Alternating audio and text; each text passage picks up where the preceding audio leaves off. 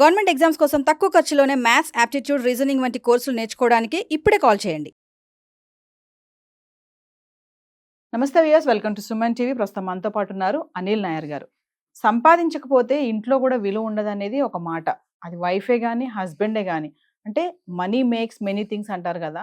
అంటే డబ్బులు సంపాదించకపోతే వాల్యూ లేదా, ఆ ఉన్నటువంటి ఆ వ్యక్తికి ఒక క్వాలిటీ కానీ డెసిగ్నేషన్ కానీ ఇంకా రెస్పెక్టే లేదని అర్థమా? ఒకసారి దీనిపైన మాట్లాడదాం అనిల్ నాయర్ గారు. నమస్తే సార్. సార్, సంపాదించకపోతే వాల్యూ ఉండదు అని అంటారు కదా. వైఫ్ కానీ హస్బెండ్ అవ్వనివ్వండి, దీని మీద మీరు ఏం చెప్తారు, మీ ఒపీనియన్? నాకు నేను బేసికల్గా నేను చూసిన లైఫ్లో సంపాదన అనేది చాలా కీలకమైన ఎలిమెంట్ అండి. Money almost makes everything. Money is like a petrol to A vehicle. మీరు అనొచ్చు సార్ కొన్ని వెహికల్స్ డీజిల్ మీద వెళ్తాయని, కానీ చాలా తక్కువ వెహికల్స్ డీజిల్ మీద వెళ్తాయి. చాలా తక్కువ పనులు డబ్బు లేకుండా అవుతుంది. డబ్బు అనేది చాలా ఇంపార్టెంట్. సంపాదించకుండా అనేది సంపాదన అనేది ఎఫెక్ట్. దాని కాస్ట్ చూద్దాము.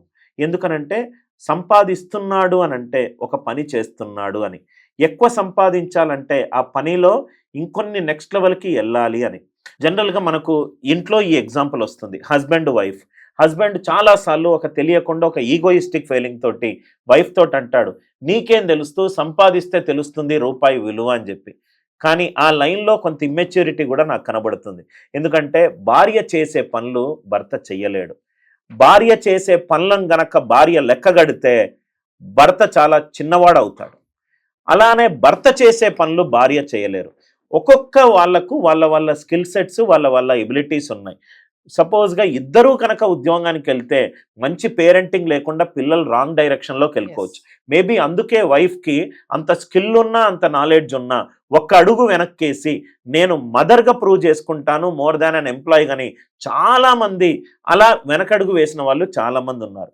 మనీ చాలా important madam, very important. But not always money and respect does not necessarily go together. Mother తెరీసాని మనం చాలా గొప్పగా మనం రెస్పెక్ట్ చేస్తాం.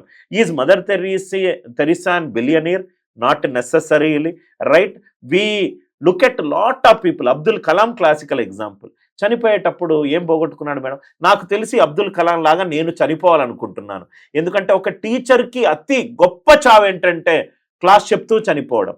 మనం అబ్దుల్ కలాంని గుర్తుపెట్టుకుంటాం. అబ్దుల్ కలాంని గుర్తుపెట్టుకోవడం ఓన్లీ డబ్బు పరంగానే మనం గుర్తుపెట్టుకుంటామా? అలా కాదు. సంపాదన అనేది చాలా ఇంపార్టెంట్. ఎందుకనంటే ఆ సంపాదనలో మనకు ఏదైతే మన స్వెట్ తోటి, చెమటతోటి చేసే ఏదైనా పనిని మనం గౌరవించాలి. కొన్నిసార్లు ఏంటంటే మనం ఇప్పుడు ఒక సొసైటీలో, మేల్ చావనిస్టిక్ సొసైటీలో సంపాదన లేని వాళ్ళకు కింద చూడడము, సంపాదించే వాళ్ళను పైన చూడడం. సంపాదన అనేది ఒక సోషల్ స్టేటస్, పూర్తిగా ఒప్పుకుంటారు. సంపాదిస్తే ఏమవుతుందంటే మనం కలలు కన్న ప్రపంచంలోకి మనం వెళ్ళొచ్చు. మనం అనుకునేది అన్నీ కూడా మనం ఆస్వాదించవచ్చు, అంతవరకే. కానీ అలా చెబుతూ ప్రతి మనిషి లైఫ్లో madam up and downs, highs and lows వస్తాయి. నువ్వు ఈరోజు ఎట్లు అని చెప్పి నీ భార్యను నువ్వు తిడితే రేపొద్దున నీ లైఫ్లో వచ్చిన అతిపెద్ద ప్రాబ్లంకి సొల్యూషన్ తనే తీసుకురావచ్చు. ఇది మీకు చెప్తూ ఉంటే నాకు ఒక హిందుస్థాన్ లివర్ లిమిటెడ్ ఎగ్జాంపుల్ ఒకటి గుర్తుకొచ్చింది. చాలా చిన్నగా ఆలోచించి ఒక అన్ఎడ్యుకేటెడ్ సాల్వ్ చేసిన ఒక చిన్న ప్రాబ్లంని, రైట్, ఎడ్యుకేటెడ్ పీపుల్ $1 బిలియన్ చేసినా కానీ వాళ్ళు చేయలేదు. సో ఇట్లాంటి చాలా ఉన్నాయి. కాబట్టి మనము let us not conclude money ఉన్న వాళ్ళను రెస్పెక్ట్గా చూడడము, అది మన ఎడ్యుకేషన్, మన మెచ్యూరిటీ మీద ఆధారపడి ఉంటుంది మేడం, రైట్? అందరికీ ఒక్కొక్క స్కిల్ ఉంది. అందరికీ అప్పుడప్పుడు ఒక స్టేజ్లో ఉంటారు, అప్స్ అండ్ డౌన్స్ ఉంటాయి. కాబట్టి let us not define people only based on money అనేది నా అభిప్రాయం. కానీ సొసైటీలో సార్ మీరు అన్నట్టుగా లేదు, ఆపోజిట్ ఉంది. డబ్బులు ఉన్న వాళ్ళకే, మనీ ఉన్న వాళ్ళకి ఒక వాల్యూ ఉంటుంది, మనీ లేని వాళ్ళకి ఒక వాల్యూ ఉంది. అంటే అంతా మనీ తోటేనా? అంటే నేను ఇలా ఆలోచిస్తాను మేడం, అట్లీస్ట్ ఇది నా ఒపీనియన్. వ్యూవర్స్కి వాళ్ళ ఒపీనియన్ ఉండొచ్చు. మనీ ఉన్న వాళ్ళ మాటలకు వెయిట్ ఎక్కువ ఉంటుంది. వాళ్ళ మాటలు, మనీ ఉన్న వాళ్ళు చెప్పే మాటలు చాలామంది వింటారు. ఎందుకు అనంటే ఏమీ లేకుండా ఒక స్థాయిలో వచ్చాడు, అనుభవంతో మాట్లాడుతున్నానని వినడం వేరు. నేను ఇన్హెరిటెడ్ మనీ గురించి మాట్లాడట్లేదు, స్వెట్ బేస్డ్ మనీ గురించి మాట్లాడుతున్నాను.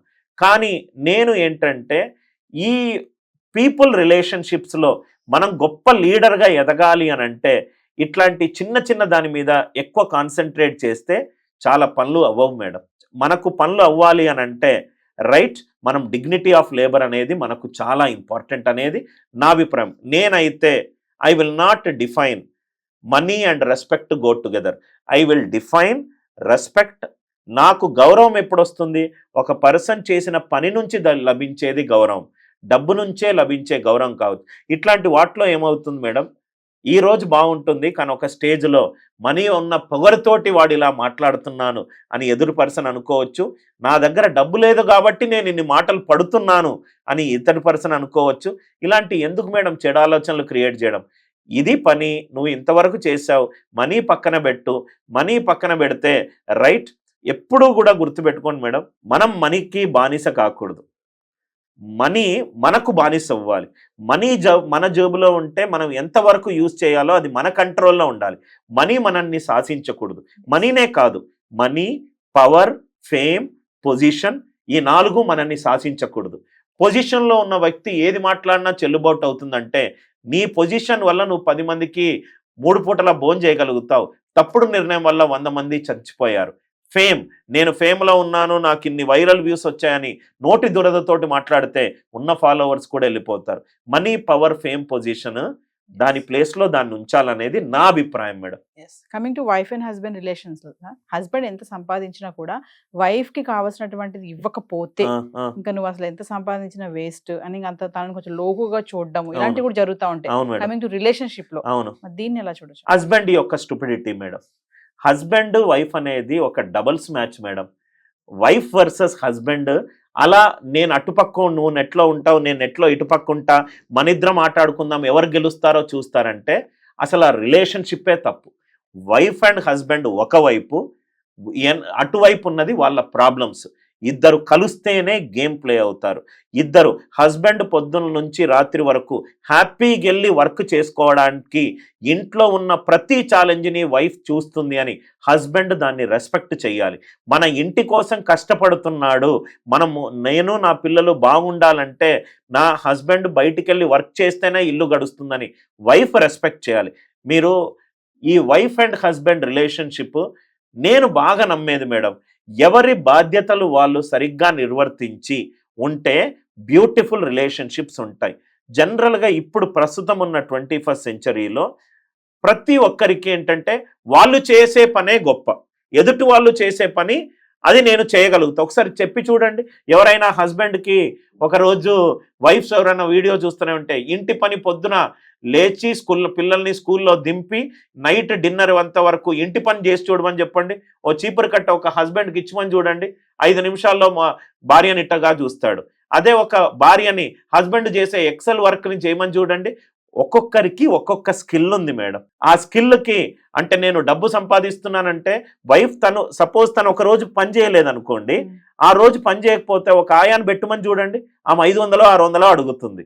అంటే నీకు ఇంత క్వాంటమ్ ఆఫ్ మనీ, నేను చేసే పనికి ఇంత విలువ అని భార్య చెప్పట్లేదు. అంటే భార్య అసమర్థత కాదది, భార్య తన రెస్పాన్సిబిలిటీగా పొద్దున్న నుంచి రాత్రి వరకు నీకు ఫ్రీగా సేవ చేస్తుంది. దానికి ఒక వాల్యూ ఆఫ్ మనీ. మీరు ఎవరైనా మగరాయిలు బయటికి వెళ్ళి ఒక పని చేసి ఫ్రీగా పని చేస్తారా అని అడగండి, పని చేయము అని అంటాం. ఎందుకనంటే పని నుంచి వచ్చే డబ్బుల వల్ల ఇల్లు గడుస్తుందని. అలానే భార్య ఆలోచిస్తుంది. వైఫ్ హస్బెండ్ డబుల్స్ మ్యాచ్ ఆడుతున్నారు, సింగిల్స్ మ్యాచ్ ఆడట్లేదు. వాళ్ళిద్దరూ ఎంత గొప్పగా డబుల్స్ మ్యాచ్ ఆడితే వాళ్ళ పిల్లలు అంత గొప్పగా ఎదుగుతారు. మనం ఎప్పుడూ madam wife and husband relationship, నేను నా 14 ఏళ్ల మ్యారీడ్ రిలేషన్షిప్లో చెప్తున్నాను, అదొక Tom and Jerry relationship madam. పొద్దున కొట్టుకుంటారు, పిల్లల మధ్యలో రాకూడదు, మధ్యాహ్నం వాళ్ళిద్దరు కలిసిపోతారు. వాళ్ళిద్దరి మధ్య అత్యంత అనుబంధం ఉంటే ఏదైతే గొడవని మ్యాక్సిమం గంట లోపల సాల్వ్ చేస్తారో ఆ wife and husband, matured wife and husband, చిన్న ప్రాబ్లంని వారం రోజుల వరకు మాట్లాడకుండా ఉంటారో వాళ్ళ రిలేషన్షిప్లో వాళ్ళకు డెఫినెట్గా ఒక ట్రైనింగ్ అవసరం. ఇది నా అభిప్రాయం. సో ఫైనల్లీ సంపాదన వర్సెస్ విలువ అంటే ఏం చెప్తారు? విలువ అనేది సంపాదన మీదనే ఎక్కువ శాతం ఉంటుంది అని సొసైటీ అంటారు, కానీ నేను వాల్యూ ఫర్ వర్క్ ఇస్తాను, వాల్యూ ఫర్ పీపుల్ ఇస్తాను. Value for people is always greater than value for money. Maybe నా అభిప్రాయం చాలామంది వ్యూవర్స్కి నచ్చకపోవచ్చు, ఎందుకంటే నేనున్న ప్రొఫెషన్లో నేను నా స్టూడెంట్స్ ఎంత సంపాదిస్తున్నారు కాబట్టి అంత రెస్పెక్ట్ ఇస్తానని నేను అనుకోకూడదు, రైట్? నాకు value for people important madam. Value for people ఇచ్చే కొద్దీ వాల్యూ ఫర్ మనీ వస్తుంది అన్న అభిప్రాయం. దయచేసి డబ్బు అనే దాన్ని, రైట్, ఒక ఎలిమెంట్ ఆఫ్ డూయింగ్ థింగ్స్గా చూడండి, కానీ ఎలిమెంట్ ఆఫ్ డిస్ట్రక్టివ్ థింగ్గా మాత్రం చూడకండి అనేది నా అభిప్రాయం. Thank you sir.